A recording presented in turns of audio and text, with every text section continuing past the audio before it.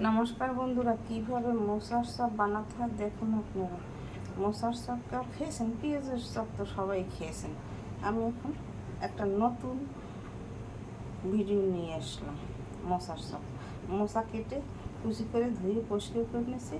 লবণ 1 চামচ, হলুদের গুঁড়ো 1 চামচ, মরিচের গুঁড়ো 1 চামচ, বেসন 3 চামচ, চালের গুঁড়ো 3 চামচ আর পেঁয়াজ কুচি। এখন এটাকে মেখে একটু সামান্য জল নিয়েছি, জল দিয়ে মেখে ভাজা দেব। এখানে আমি কড়াইতে তেল দিয়ে দিচ্ছি, তেল গরম হয়ে গেছে।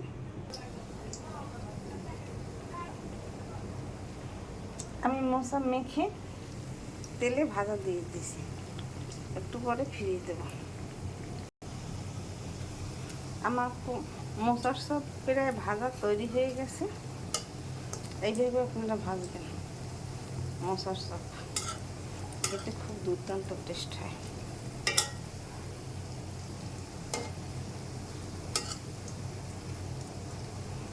এই যে আমি অনেকগুলো ভেজেছি, এখানে আমি ভাজিতেছি।